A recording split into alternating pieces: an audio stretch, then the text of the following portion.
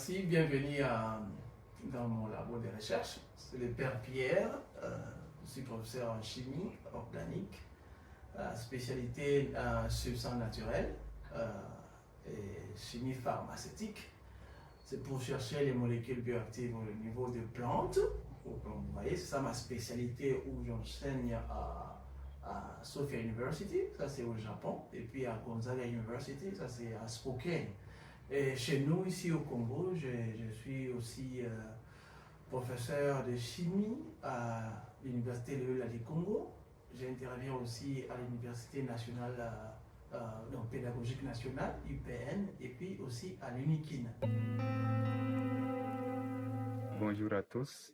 Ici, nous sommes au niveau du groupe Génie congolais et précisément au secteur biogaz. Nous avons deux biodigesteurs, un biodigesteur à 2 mètres cubes et un autre ici à 1 mètre cube. Et nous commençons par remplir le biodigesteur à partir d'ici, où on fait entrer les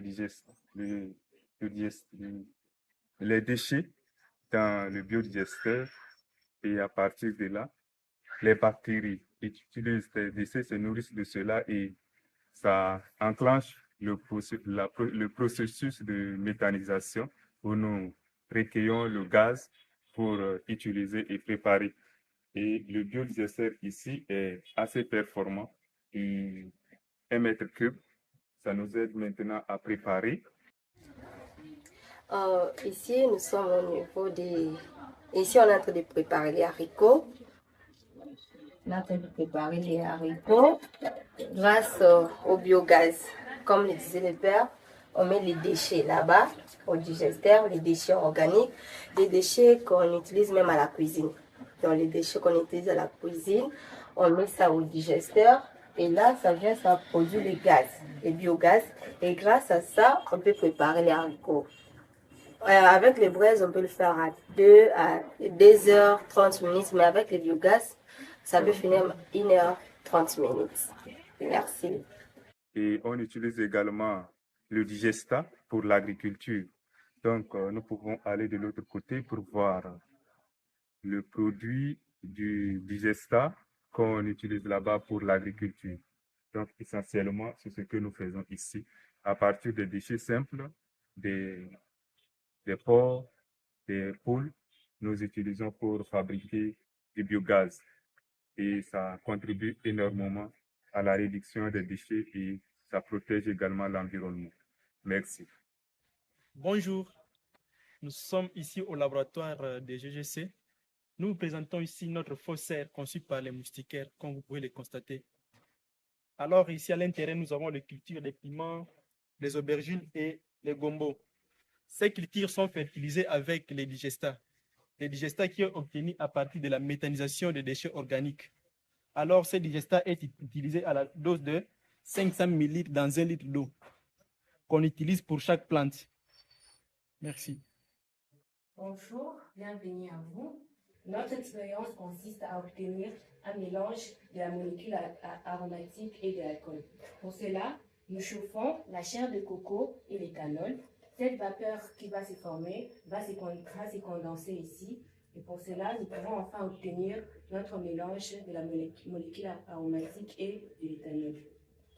Bon, je voudrais vous parler de différentes expériences effectuées dans ce laboratoire, entre autres le savon à base de sel de bananier, et à partir de ce savon, j'ai pu fabriquer le gel douche. Bienvenue au groupe Génie congolais. Ici, nous sommes au département de cosmétiques. Dans ce département, nous produisons les différents types de savons. Nous avons le type de savon que nous appelons Octrim. Octrim, comme vous le voyez, c'est un savon qui nous donne en fait des sortes de savons ici. Nous avons le tout crémier type. Nous avons les savons dont on parle Octrim, produit à base d'onoténéma et curcuma. Le second, nous avons l'Octrim produit à base d'extrait d'onoténéma, donc 100% extrait d'onoténéma. En dehors de ce savon dont je viens de vous montrer, nous avons encore deux types de lotions. Nous avons l'une qui est produite à base d'extrait de curcuma et l'autre produit à base d'extrait d'Ondotonema 100%. En dehors de ces dons, je viens de vous présenter, nous avons en second, nous avons Bopétol, ça c'est pour la lysine, Bopétol brillant. Et de l'autre côté, nous avons Bopétol pour la vaisselle. Donc voici donc la deuxième famille de ces dons que nous produisons ici comme savon, que je peux toutefois vous présenter. Merci beaucoup. Comme vous venez de voir, au niveau de mon labo, nous avons plusieurs axes.